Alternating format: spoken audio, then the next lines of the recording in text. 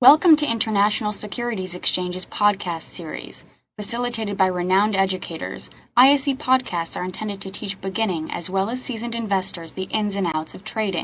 Just a couple of comments. People are saying that Jack's presentation is excellent. Well, if you haven't been here before, this is what Jack does every time he's at the ISE. So he actually keeps the bar very, very high, and he manages to hit the expectation every time. So please come back when Jack's with us. Jack, you do a great job, and this is another great presentation.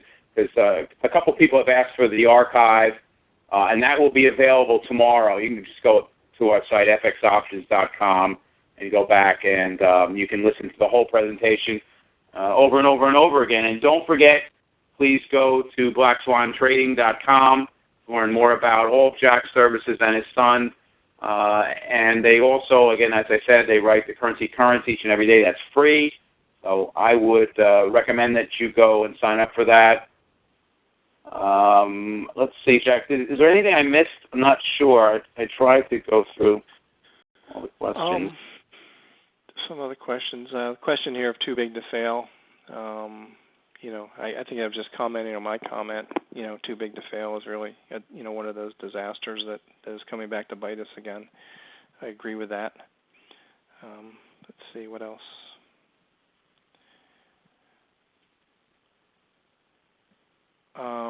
Just the euro as a percentage of the dollar index, gentleman says is around 60%. I think it's like 58% of the U.S. dollar index, the euro. That was one of the questions. So, Jack, when you're looking for the big move, I know you really hit it big in 2008. Looking for the big move, do you start small?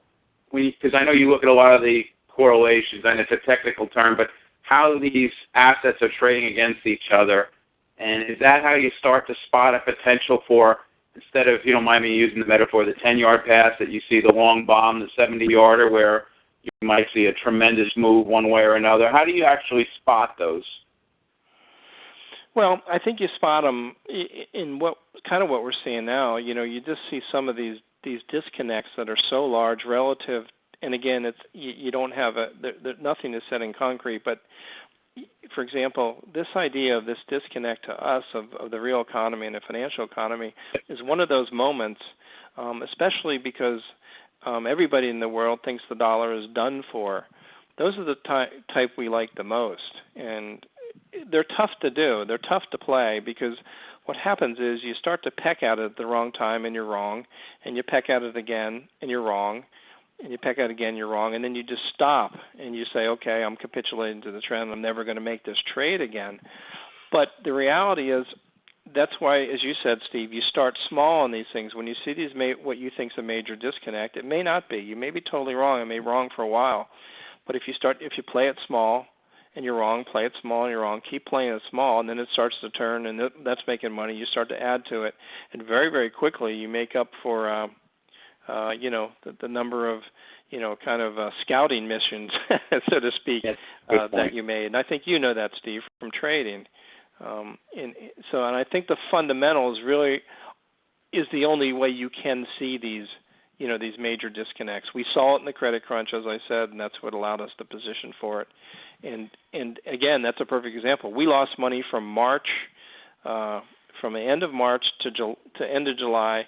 We lost money in the U.S. dollar because we thought it was going to turn violently, and we kept being wrong, and we were down. We weren't doing very well at all, and then all of a sudden it turned, and we got it right, and we positioned more into it, and we had a very, very good year. But that's what happens. You never know when these things are going to turn. You can't pinpoint them. Another example, Steve, and you know this well, is the NASDAQ. Everybody knew the NASDAQ was way, way overdone. We just didn't know when. Right. If you played that big and you were too early, they carried you out. But if you played it small, took your time, and then got it right, there's where you made the big bang. So you do start small for the trade, but you use I think the global macros to see the major disconnects. That's well put, Jack. You're right. A lot of us have looked back and said, I call that one or I call that one. I know I have. But if you're wrong in the timing by not a day, a week, but 6, 8, 10 months and you're putting a lot of your portfolio at risk, well, you're probably not going to make it. But as Jack said, if you can actually peck at it and wait for, to be right and then have the guts, that's the hard part, is to actually make or create your position, double or triple your position when you're right, because, if you need to have you're probably going to need a significant win after you've had a couple small losses to, outweigh it or overbalance it. That's what you need to do. But, I think you need to, as all investors, look at risk reward. As Jack's saying, just be careful here. You got fundamentals saying one thing, you got technical saying another. And if you ask most experts, they're going to tell you that they don't like the dollar, as Jack said. But take a look at the charts over the last, Jack, 3 or 4 months? Pretty much consolidating, even though if you were to go by the headlines, it seems so negative each and every day. But as you said, we're not seeing new lows in the dollar in the last, couple of weeks for sure. So maybe something's changing. Who knows?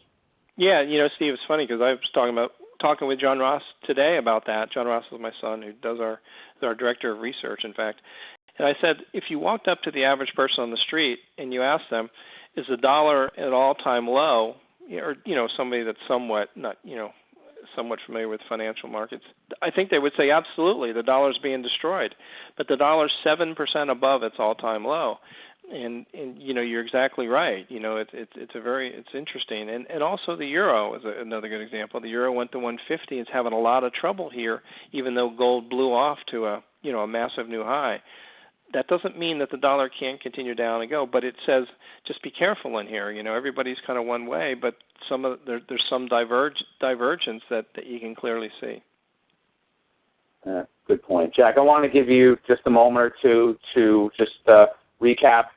You did a great job, so I just want all the attendees would love to hear just another minute or two from you. And I just want to remind everyone, Jack's going to be back on December 8th talking about trading the currency markets either way. And actually, Jack did that today, talked about plausible scenarios. And I use that phrase very often. So he'll be talking about option positions where you could go either way. And again, that might be a little more expensive, but that, again, just to open up your mind, whether you do it in a simultaneous trade or if you do, as Jack was saying, the idea that you might look at one and then switch out of it pretty quickly. So please come back on December 8th. Jack, could you give us some closing comments? Sure. First, just like to say happy Thanksgiving to everybody that's here. Thank you. Again, thanks for hanging out for all of this. And I would just say, just start to step back and look at some of the global macros. And it seems a little daunting at first, but if you start to do it, just do some of your reading even on a weekly basis and just think about these, think about rationales, think about alternative scenarios, think about the major, money and, and economic growth. You really start to see that, I think you can start to narrow in, and as you get, better and better at this, I think you can start to add more and more nuance, and it's really not as hard as you think. Just start with it with the framework in the right way, and I think it'll help you whether or not you're a technical trader or a fundamental trader. Well, Jack, thank you again. I want to wish you a happy Thanksgiving. You've done a lot of presentations this year, so enjoy and take it easy over the next day or so. But we'll be looking forward to you coming back on December 8th. Yeah, I will too, Steve. Thank you. I appreciate it. Thanks. So, again, on behalf of the IC, I want to thank Jack, Crooks, and the whole team there at Black Swan Trading. Happy Thanksgiving. I want to remind everyone, please, to come back. Next week we have Tony Hansen with us, and she'll be talking about identifying different trading spots, if you will, trading targets for FX options. So sometimes it's important if you have an actual goal of where you think something's going to go, and Tony will be talking about those targets. And Jack will be back with us on December 8th. So on the behalf of the ISC, this is Steve Meisinger, and I want to wish everyone a happy evening, great trading day tomorrow, and please join us again real soon. Thank you. Good night, everyone. Thank you for listening to our podcast. To find more podcasts on options, stocks, alternative markets, and market data, please visit www.isc.com/podcasts.